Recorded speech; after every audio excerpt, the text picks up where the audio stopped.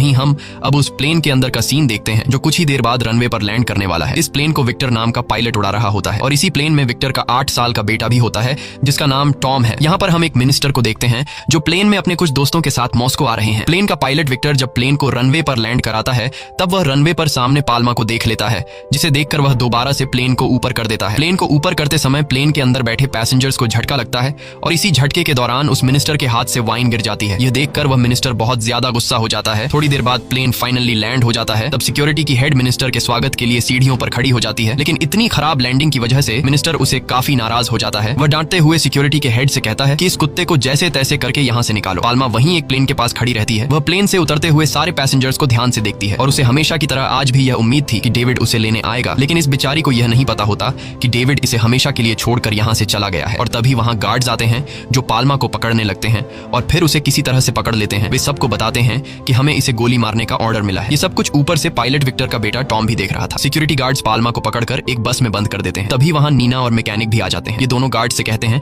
कि पाल्मा को छोड़ दो, लेकिन ये लोग उनकी एक बात भी नहीं सुनते। ये सब देखकर टॉम को पाल्मा पर दया आ जाती है, जिसके बाद वह उस बस में चुपके से घुस जाता है और जाकर बस का गेट खोल देता है। गेट के खुलते ही पाल्मा वहाँ से भाग जाती है। टॉम की इस हरकत पर गार्ड्स को बहुत गुस्सा आ जाता है। वो उसे मारने के लिए आगे बढ़ते हैं, पर तभी वहाँ पर विक्टर आ जाता है जो उस गार्ड से बोलता है कि ये मेरा बेटा है, मैं इसे संभाल लूंगा, तुम यहाँ से जाओ। अब विक्टर की बात सुनकर वह गार्ड्स वहाँ से चले जाते हैं। वहीं सिक्योरिटी की हेड विक्टर को इस बेकार लैंडिंग की वजह से काफी बुरा भला सुनाती है। वो कहती है कि अगर तुम्हारे सामने वह कुत्ता आ गया था तो तुम उसे रनवे पर कुचल देते, जिस पर विक्टर जवाब देता है कि अगर मैं ऐसा करता तो प्लेन की स्पीड ज्यादा होने की वजह से प्लेन पलट भी सकता था, इसलिए मैंने ऐसा नहीं किया। लेकिन सिक्योरिटी की हेड को इस बात से कोई फर्क नहीं पड़ता। वो विक्टर से कहती है कि इस बेकार लैंडिंग की वजह से अब तुम्हें इंटरनेशनल फ्लाइट का लाइसेंस नहीं मिलेगा। ये सुनकर विक्टर को बहुत बुरा लगता है क्योंकि उसका इंटरनेशनल फ्लाइट उड़ाना एक सपना था। अब विक्टर उसे बताता है कि मेरी वाइफ के जाने के बाद मैं और मेरा बेटा काफी सदमे में है, इसलिए मेरा बेटा बहुत परेशान रहता है और इसी वजह से मेरा काम पर ध्यान नहीं लग रहा है। अब विक्टर की यह बात सुनकर सिक्योरिटी की हेड विक्टर की प्रॉब्लम को समझ जाती है और उसे सॉरी बोलती है। आखिर में यह बोलकर उसे यहाँ से भेज देती है कि कुछ महीनों में तुम्हारी पहली इंटरनेशनल फ्लाइट होगी, उसके लिए तुम्हें तैयार रहना है। विक्टर यह बात सुनकर खुश हो जाता है और खुशी खुशी घर चला जाता है। अब रात हो जाती है। विक्टर और उसका बेटा टॉम अपने नए घर में शिफ्ट होते हैं, लेकिन इन दोनों की बातों से हमें पता चलता है कि इन दोनों की आपस में कुछ खास नहीं बनती। टॉम को उसके डैड कुछ खास पसंद नहीं है क्योंकि उन्होंने अपनी जॉब की वजह से उसकी मॉम को ज्यादा टाइम नहीं दे पाया और टॉम को यह भी लगता है कि उसकी मॉम की मौत इनकी वजह से हुई है। टॉम अब यहाँ नहीं रहना चाहता था, उसे तो वहीं जाना है